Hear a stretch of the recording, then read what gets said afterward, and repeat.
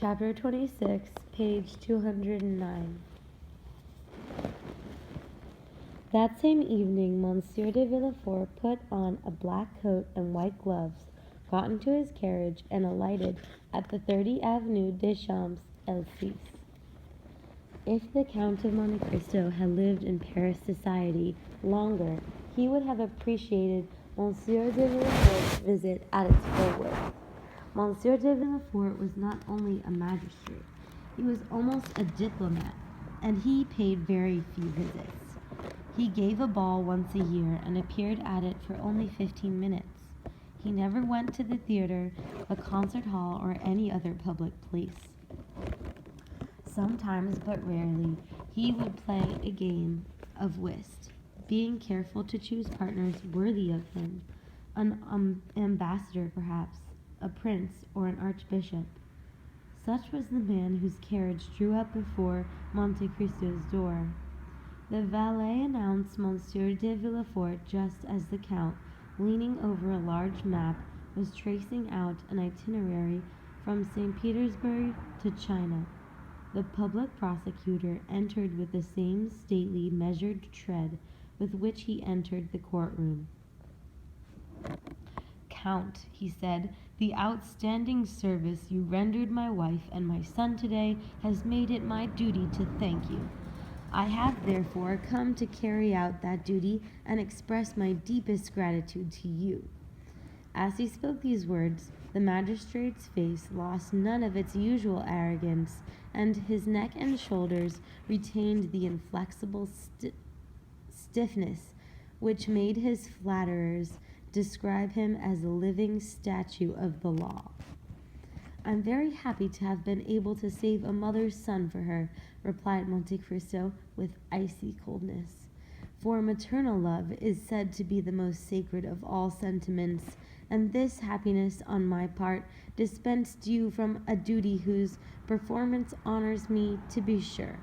For I know that Monsieur de Villefort is not prodigal with the honor he does me, but however precious it may be, it is worthless to me than my inner satisfaction." Villefort, astonished at this unexpected reply, started like a soldier who feels himself pierced beneath his armor, and a slight movement of his disdainful lip indicated that he did not consider the Count of Monte Cristo to be a very civil gentleman.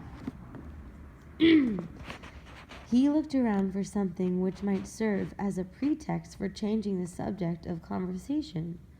Seeing the map which Monte Cristo had been examining, he said, "Are you interested in geography, Count?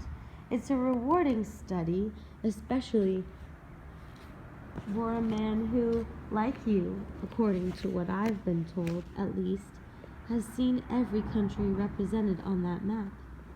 "Yes," replied the Count, "I've made a psychological study of every human species, on the assumption that it would then be easier to go from the whole to the part, rather than beginning with the part and going to the whole."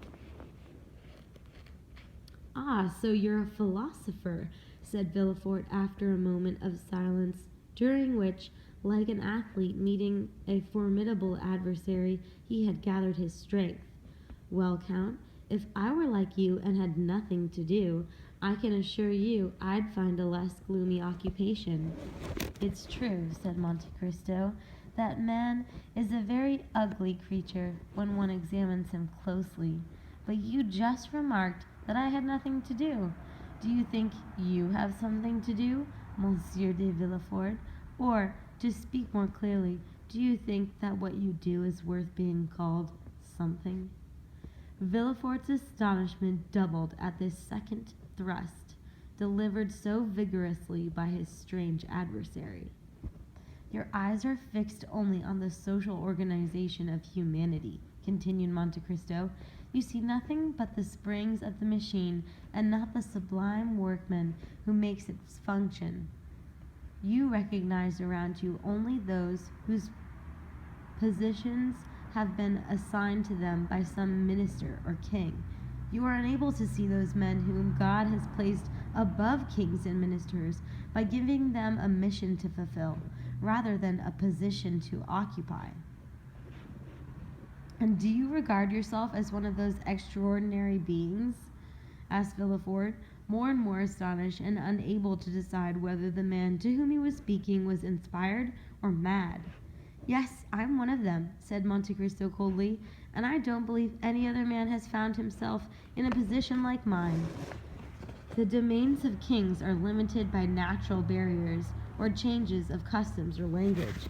My kingdom is as large as the world, for I am neither Italian, French, Hindu, American, or Spanish. I am a cosmopolite. I adopt all customs, and I speak all languages. You think I'm French because I speak French with the same ease and correctness as you do. But Ali, my Nubian, thinks I'm an Arab. Bertuccio, my steward, thinks I'm a Roman. Haiti, my slave, thinks I'm a Greek. Therefore, since I am from no country, since I ask no government for protection, and since I regard no man as my brother, I am not deterred by any of the scruples or obstacles that paralyze the efforts of the weak. I have only 3 adversaries.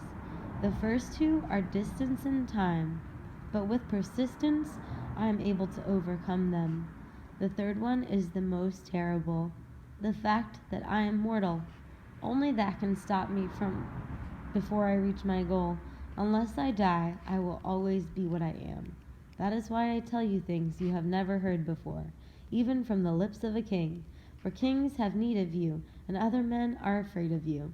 Who has not said to himself, in a society of ridiculously organized as ours, some day I may have to go before the public prosecutor? But even you can say that to yourself, Count, for as long as you live in France, you must naturally submit yourself to French law. I know that, Monsieur de Villefort, but when I enter a country, I study, by my own methods, all the men who may be either advantageous or disadvantageous to me, and I come to know them as well as they know themselves, or perhaps better.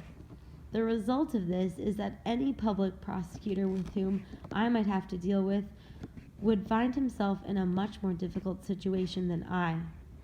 In other words, said Villefort hesitantly, human nature is weak, and all men, according to you, have committed errors. Yes, either errors or crimes. And you alone are perfect. No, not perfect, replied the Count, only impenetrable. I maintain my pride in the face of men, but I abandon it before God, who drew me out of nothingness to make me what I am. I admire you, Count, said Villefort, and if you are really strong, really superior, and really either perfect or impenetrable, which, as you rightly say, comes to almost the same thing, then I can only say to you, be proud and masterful. That's the law of domination. But you must at least have some ambition or other. Yes, I have one. What is it? As it happens to every man at least once in his life, I was once raised by Satan to the top of the highest mountain on earth. From there he showed me the whole world and said to me, as he said to Christ, Son of man, who wouldst thou have in order to worship me? I thought for a long time, for a terrible ambition had been devouring my heart. Then I replied, I have always heard of providence, yet I have never seen it or anything resembling it, which makes me think it does not exist. I want to be providence, for the greatest, the most beautiful, and the most sublime thing I know of in this world is to reward and punish. But Satan bowed his head and sighed. You are mistaken, he said. Providence does exist, but it is invisible. You have never seen anything resembling it because it works by secret springs and moves in hidden ways. All I can do for you is to make you one of the agents of Providence. I make the bargain with him.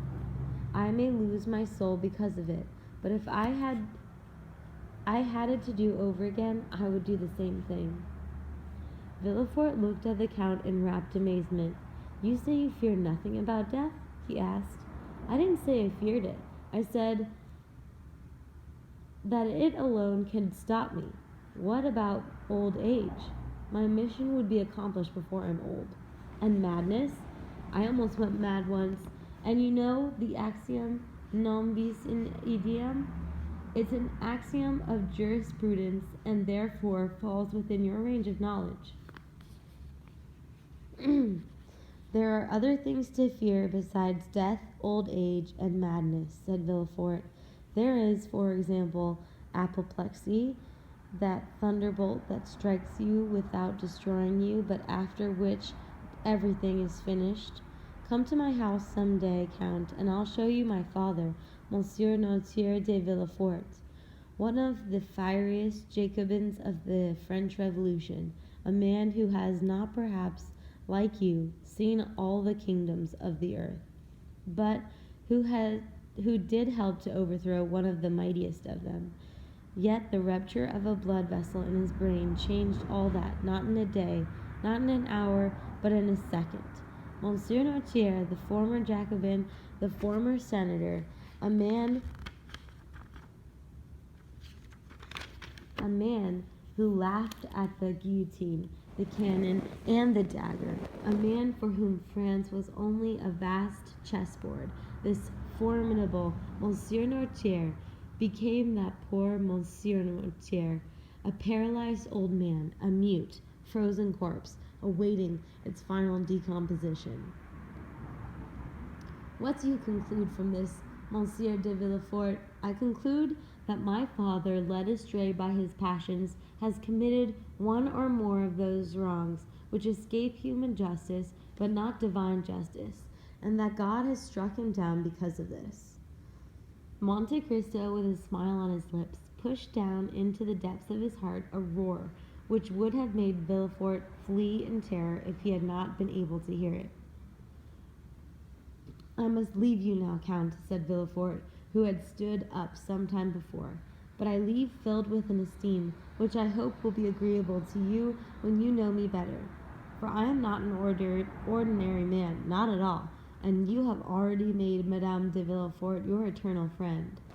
When the public prosecutor had gone, Monte Cristo said to himself, now that my heart is full of poison, let's go seek the antidote. He struck the gong once. I'm going up to see Madame, he said to Ali. Have the carriage ready in half an hour.